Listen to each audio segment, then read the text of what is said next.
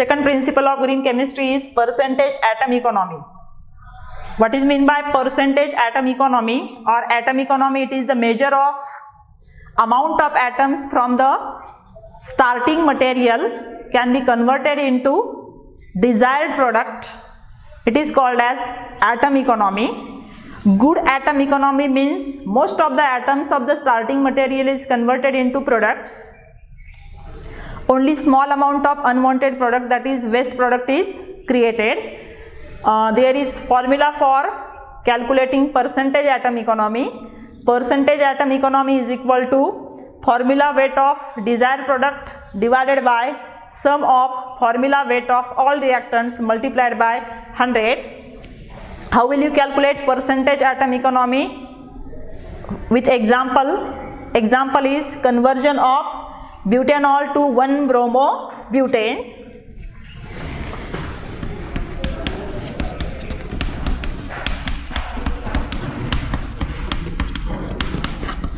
This is butanol, 1-butanol.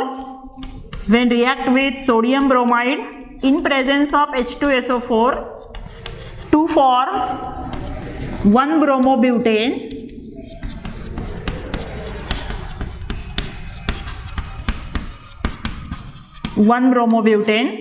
Plus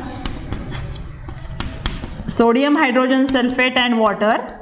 In this reaction, desired product is 1-bromobutane and byproducts are NaHSO4 and water is the byproduct. But byproduct water has no any hazardous effect on environment. Therefore, byproduct is only sodium hydrogen sulfate. Then for this reaction, how will you calculate percentage atom economy? Formula weight of desired product.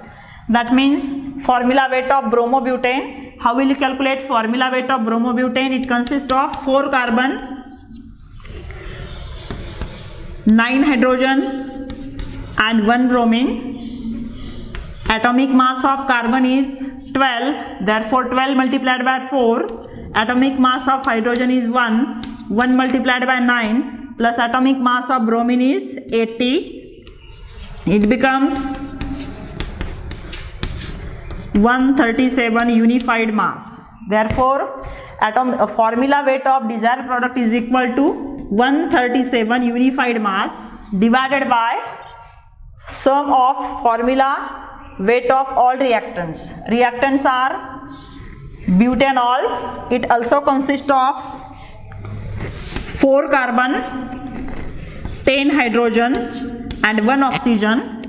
We know that atomic mass of carbon is 12. 12 multiplied by 4, 10 multiplied by 1 plus 16, 48 plus 10 plus 16 is equal to 48 plus 10 is equal to 58. 58 plus 16, 68 and 74. 74 plus formula mass of sodium bromide. We know that atomic mass of sodium is 23, atomic mass of bromine is 80. It becomes is equal to 103 and formula weight of H2SO4 is 98. It becomes is equal to 137 unified mass divided by 275 unified mass multiplied by 100. By calculating this, we get percentage atom economy is equal to 49.81%. Therefore, for this reaction, percentage atom economy is equal to 49.81%. Then, third principle of the green chemistry, third principle, less hazardous chemical synthesis. Less hazardous chemical synthesis.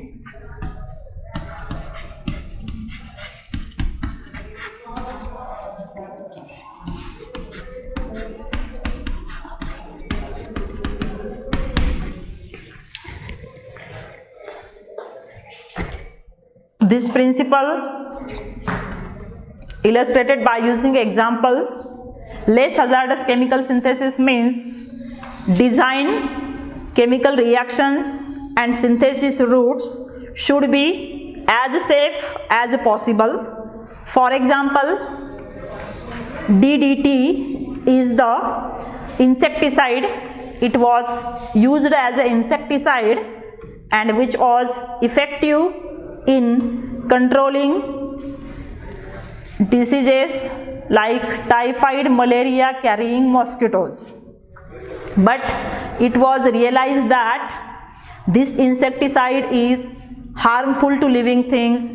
Therefore, nowadays insecticide used is BHC. DDT, it was used as a insecticide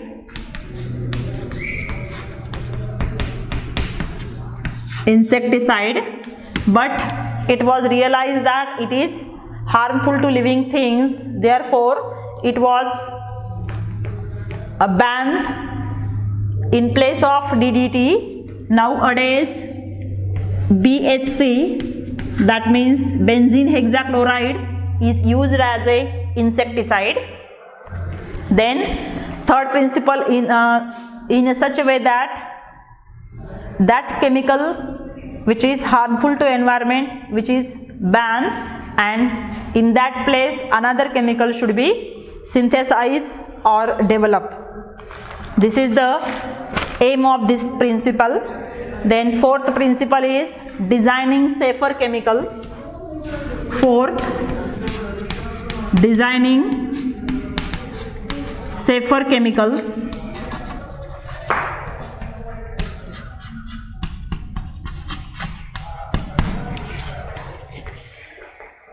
What is the aim of this principle? To develop products that are less toxic or which require less toxic raw materials.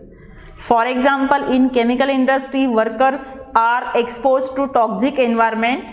In order to prevent workers from exposure to toxicity, we should think of designing safer chemicals. For example, adipic acid, which is used in polymer industry for the preparation of nylon 6,6. But adipic acid is prepared from benzene, which is carcinogenic and which is volatile, therefore it pollutes environment. Therefore, in green technology, adipic acid enzymatically prepared from glucose. Then next is use of safer solvents. Use of safer solvents. Use of safer solvent. Choose of a safer solvent for any given step of reaction is very important. We know that some solvents such as organic solvents such as carbon tetrachloride, chloroform, carbon disulfide, ether, these organic solvents are volatile organic solvent and which pollutes the environment. Therefore, these organic solvents cannot be used in chemical synthesis. In place of this organic solvent, we use some green solvents such as supercritical CO2. Supercritical CO2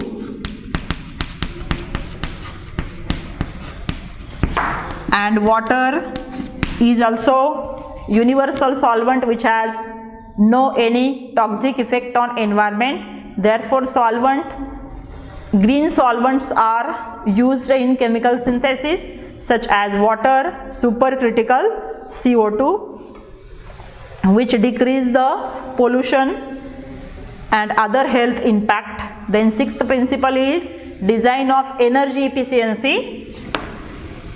Sixth principle of green chemistry is design of energy efficiency. Energy efficiency.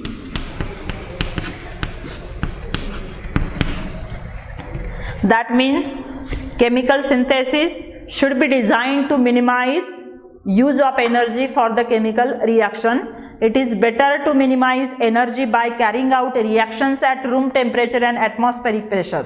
How to minimize energy of chemical reactions? energy of chemical reaction can be minimized by carrying out reactions. Maximum reaction can be carried out at room temperature and atmospheric pressure.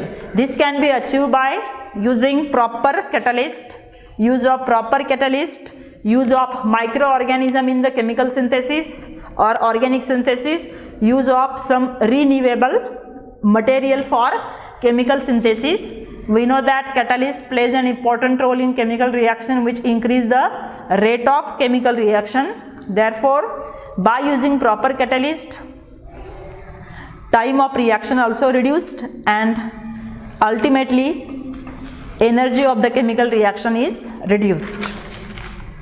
Then there are 12 principles. Remaining 6 principles we will discuss in next lecture.